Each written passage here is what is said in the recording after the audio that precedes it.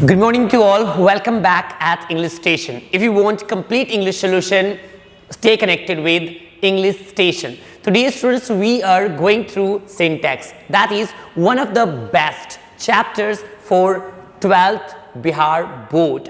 तो मैंने कल एक लेक्चर आपको बताया जिसमें मैंने कुछ बेहतरीन बातों के बारे में चर्चा करा और बताया कि कुछ वन ऑफ और ऐसे 4 रिलेटेड रूल्स मैंने कल आपको बताया और कुछ और चीजें. यदि आपने फर्स्ट लेक्चर मिस किया है, don't waste time, get back to English station, search it and watch it as soon as it is possible, क्योंकि मैं कंटिन्यूसली आपके +2 बोर्ड एग्जाम्स के लिए कंप्लीट सिलेबस 1 by 1 डिस्कस आपसे करने वाला हूं. तो बिना समय गवाए अब मैं चलता हूं कुछ आगे सिंटैक्स की कुछ इंपॉर्टेंट फैक्ट्स की तरफ. तो आज मैं बात करने वाला हूं हाफ ऑफ के बारे में. हाफ का मतलब वैसे होता है आधा. क्या होता है? आधा. तो किसी चीज का आधा करते हैं, यानी कि हाफ ऑफ के बाद सबसे पहले हम सिंगुलर काउंटेबल नाउन देखेंगे कि आता है तो क्या होता है. बारी बारी से हर तरह का नाउन रख करके देखेंगे और देखेंगे कि वर्ब का इस्तेमाल उसके साथ हम कैसा करते हैं. हाफ ऑफ का मतलब आधा और उसके बाद कोई सिंगुलर काउंटेबल नाउन आएगा. सिंगुलर काउंटेबल नाउन का मतलब कोई एक वस्तु, और एक वस्तु का आधा. जैसे ये माकड़ है, इसको हम तोड़ करके 2 कर देंगे, आधा कर देंगे, तो ये 2 अलग अलग थोड़ी हो जाएगा. ये एक वस्तु का जब कभी भी हम तोड़ेंगे, आधा करेंगे, तो वह आधा आधा होगा, ना कि 2 अलग अलग हो जाएगा. जैसे बचपन में हम पेंसिल को छीलते क्या करते थे, बीच से तोड़ देते थे या टूट जाता था तो हम दोनों तरफ से छील देते थे और छील के समझते थे कि 2 हो गया. वो बचपन थी. अब बड़े हो गए आप, ग्रो अप, ध्यान से. वो आधी 2 अलग अलग पेंसिल होती थी, ना कि पूरी 2 अलग अलग पेंसिल्स. तो समझ में आ रही होगी मेरी बात आपको. चलते हैं आगे. तो हाफ ऑफ के बाद यदि आपको सिंगुलर काउंटेबल नाउन लिखना है तो आपके पास वर्ब भी कैसा लिखना है? सिंगुलर वर्ब लिखना है. यानी हाफ ऑफ अपने बाद यदि सिंगुलर काउंटेबल नाउन लेगा तो वर्ब भी सिंगुलर वर्ब ही लेगा. तो examples, I half of the Ramayana. Ramayan singular countable noun हो गया. तो half of the Ramayana has been studied. Half of the Ramayana has been studied, यानी आधी रामायण क्या कर ली गई है? पढ़ ली गई है. तो यहां देख रहे हैं ना, हैज है. कल भी मैंने आपको बताया था कि कोई भी वर्ब हो जहां एस लगा हुआ है वो क्या हो जाएगा? सिंगुलर हो जाएगा. तो हैज कैसा है? सिंगुलर, क्योंकि रामायण की आधी, तो आधी रामायण, मतलब सिंगुलर काउंटेबल नाउन का आधा सिंगुलर ही रह जाएगा. तो ये आपका हैज हो गया. चलते हैं आगे. बात करते हैं हम हाफ ऑफ का दूसरा नियम. तो हाफ ऑफ के बाद यदि कोई अनकाउंटेबल नाउन लिख दे तो क्या होगा? नहीं, तो ध्यान रखना है. कई बार मैंने डिस्कस किया इस बात को कि अनकाउंटेबल नाउन हमेशा सिंगुलर होता है. कैसे होता है? लॉजिक समझे. रटना कुछ है ही नहीं, हर चीज को समझना है एकदम मैथमेटिक्स के तरीके से. कोई भी चीज मैंने आपको हाथ में दिया, मैंने बोला इसको छेड़-छाड़ के छोटा करो, बड़ा करो, आगे करो, पीछे करो, घटाओ, बढ़ाओ, कुछ करो, बट आपने उसे कुछ नहीं कर पाया, आपसे कुछ ना हुआ.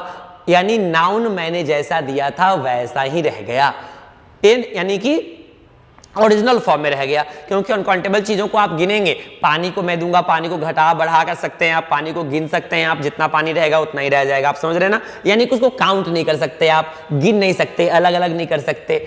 इट मीन्स टू से, आप समझ में आ रहा है कि अनकाउंटेबल चीजें आप छेड़छाड़ नहीं कर सकते, उसको आप काउंट नहीं कर सकते, आप उसको 1 2 4 5 नहीं कर सकते.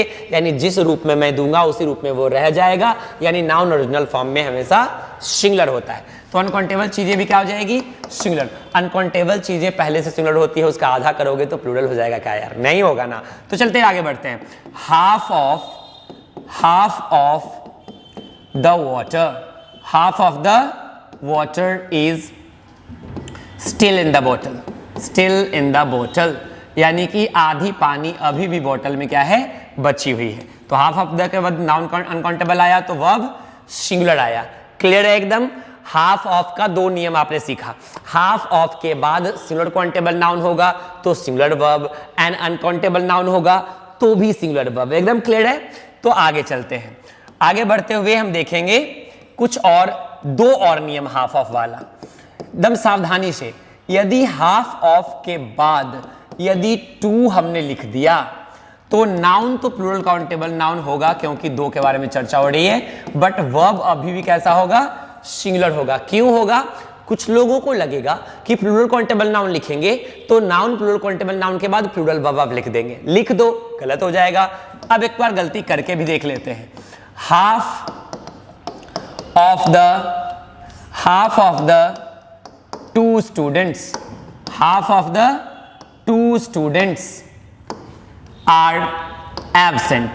अच्छी बात है, तो हमने दो का आधा किया। Half of the two students, तो दो का आधा, बात कितनी की हो रही है? हाफ ऑफ द टू, दो का आधा बच्चा एब्सेंट है, मतलब कितना? 8 बच्चा एब्सेंट है। दो का आधा 1 होता है, और जो बात जिसकी होती है उसको सब्जेक्ट कहते हैं, और जैसा सब्जेक्ट होता है वैसे वर्ब आता है ना।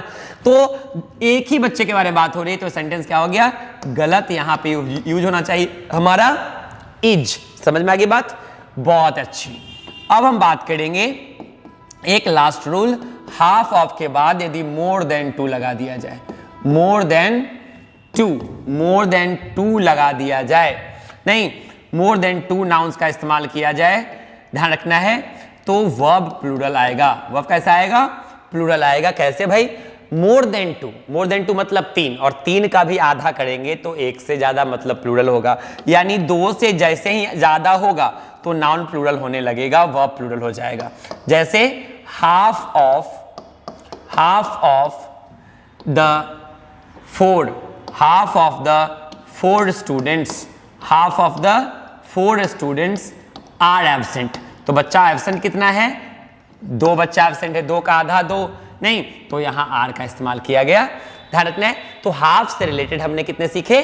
4 रूल सीखे। हाफ के बाद यदि कोई सिंगुलर काउंटेबल नाउन आए तो 1 का आधा यानी सिंगुलर ही रहेगा। हाफ ऑफ के बाद यदि अनकाउंटेबल नाउन आएगा तो अनकाउंटेबल नाउन पहले से ही सिंगुलर होता है, तो उसका आधा करेंगे तो प्लूरल होगा नहीं। हाफ ऑफ 2 करेंगे तो बात अभी भी 1 की हो रही है, तो अभी भी नाउन सिंगुलर वर्ब सिंगुलर होगा, नाउन प्लूरल होने के बावजूद भी नहीं। मगर यदि हाफ ऑफ के बाद मोर देन 2 नाउन्स आए तो उस समय में उसका आधा करेंगे तो 1 से ज्यादा होगा, इसलिए वर्ब कैसा हो जाएगा? प्लूरल हो जाएगा। एकदम क्लियर है? चलते हैं आगे। तो ये था हमारा हाफ से रिलेटेड 4 नए रूल्स। तो चलते हैं अब कुछ और नई चीजें सीखते हैं हम।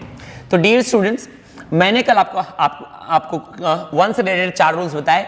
आज हाफ से रिलेटेड 4 नए नियम हमने सीखा, 4 नए रूल्स हमने सीखा। तो अब हम बात करेंगे, एक टर्म है हमारे पास NONE। नन का मतलब होता है कोई नहीं। कोई नहीं का मतलब ना एक ना एक से अधिक। तो जब उसे काउंट ही नहीं कर सके, गिन ही नहीं सके, तो वो क्या रह गया? अनकाउंटेबल। तो नन अपने बाद हमेशा वर्ब कैसा लेगा? सिंगुलर वर्ब लेगा। नन का प्रयोग ध्यान से करिएगा। नन का प्रयोग करते समय सावधान रहना है कि जब ऑब्जेक्ट 1 से अधिक हो तभी नन का इस्तेमाल कर सकते हैं। क्लास में बहुत सारे बच्चे हैं और बोलना है कि कोई भी इसमें समझदार नहीं है, कोई भी मेहनती नहीं है, बहुत सारे नेता हैं, कोई भी ईमानदार नहीं है, बहुत सारे कलम हैं, कोई भी अच्छा नहीं चलता है, तो किसका इस्तेमाल करेंगे? नन का सिंगुलर सब्जेक्ट के सिंगुलर वर्ब के साथ। None is honest, none is honest, none is good for this work। नहीं, इस काम के लिए कोई अच्छा नहीं है। क्लियर है?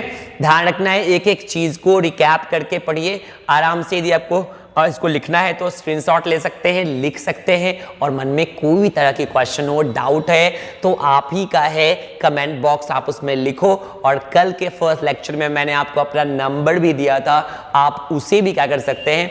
यूज कर सकते हैं। इफ यू वांट ध्यान से, तो ऑनलाइन क्लासेस का फायदा आप हर तरीके से ले सकते हैं, और ऑफलाइन की तरह बिल्कुल आप मुझसे मेरी जो है अपनी सारी प्रॉब्लम्स को क्या कर सकते हैं?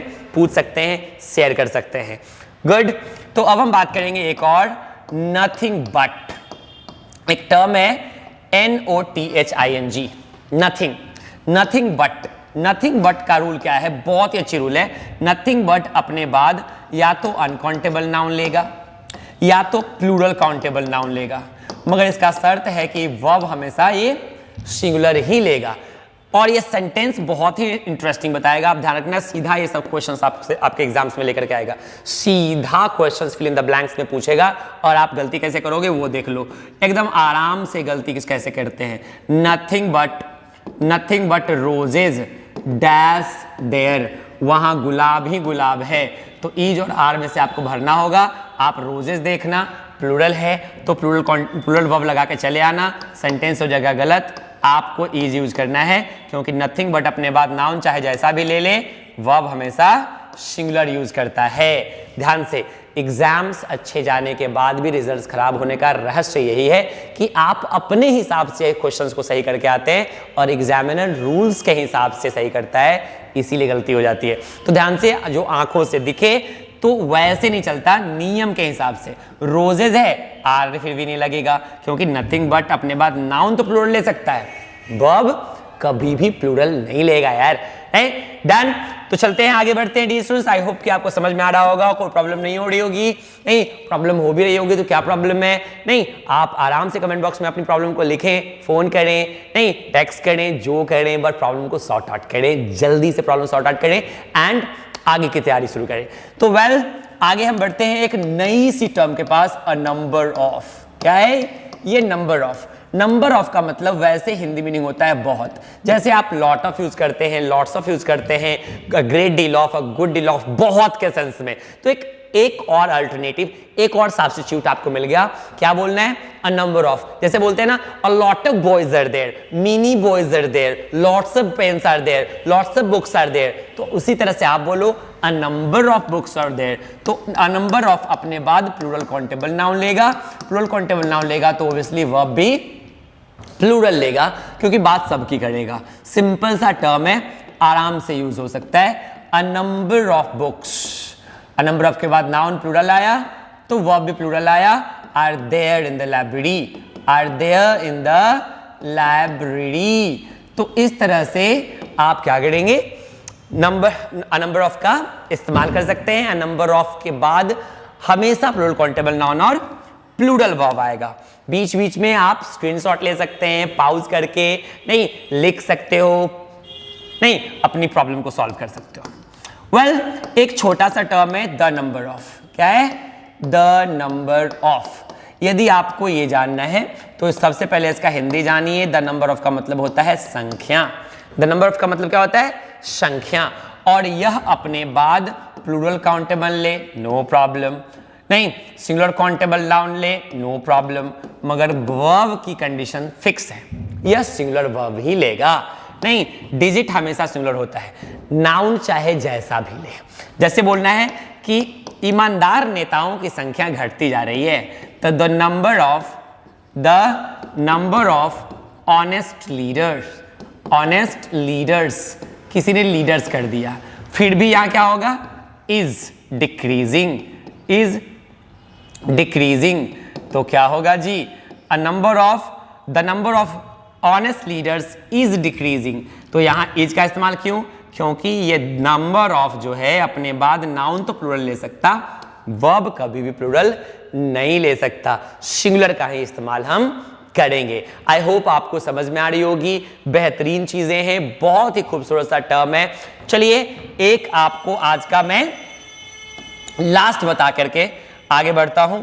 एक लास्ट टॉपिक होगा आपके लिए, बेहतरीन सी टॉपिक, बहुत खूबसूरत सी टॉपिक। वेल, एक छोटी सी टॉपिक, जैसे इच तो डिस्ट्रीब्यूटिव होता है, इच दो के लिए भी और दो से अधिक के लिए इस्तेमाल करते हैं हम। दो ऑब्जेक्ट है तो भी इच बोल सकते हैं, दो से अधिक ऑब्जेक्ट है तो भी आप इच बोल सकते हैं, प्रत्येक के सेंस में। वैसे लोग समझते हैं कि इच एवरी मतलब सबके बारे में बात हो गई तो प्लूरल हो गया, बिल्कुल नहीं। इच और ऑल में फर्क है। ऑल सारे लोगों के बारे में एक बार बात करता है, all the students meet me in the office मतलब एक ही बार सब घुस जाएंगे ऑफिस में। मगर मैं बोलूंगा each one will meet me in the office, तो सब एक एक करके जाएंगे, बारी बारी से करके जाएंगे। ये इक्वली बारी बारी से बात करता है, इसलिए क्या होता है? हमेशा सिंगुलर होता है, डिस्ट्रीब्यूटिव से होते हैं। तो ध्यान रखना है कि ईच हमेशा अपने बाद सिंगुलर काउंटेबल नाउन लेगा और सिंगुलर वर्ब लेगा। आई होप कि आपको बहुत अच्छे से समझ में आ रहा होगा। नहीं तो याद रखें, इच के बाद कैसा होगा? Each pen is running well, each pen is running well. सारी कल में क्या चल रही है? अच्छी चल रही है, अमेजिंग। गुड। तो ईच अपने बाद नाउन और वर्ब कैसे ले लिया, सिंगुलर। आई होप कि आपको समझ में आया होगा, मजा आया होगा और कंटिन्यूअसली ऐसे ही वीडियोस को देखते रहें। अच्छा लगे तो लोगों को जरूर शेयर करें ताकि 12th के रेस्ट ऑफ द स्टूडेंट्स भी बेनिफिटेड हो पाए, घर बैठे इसका फायदा उठा पाए, बेहतरीन मार्क्स लेकर के आ पाए और आप भी कंटिन्यूअसली इस वीडियोस को देखते रहें। प्रॉब्लम है तो पूछते रहें। Stay connected with English station. Love you, bye bye, see you in the next video.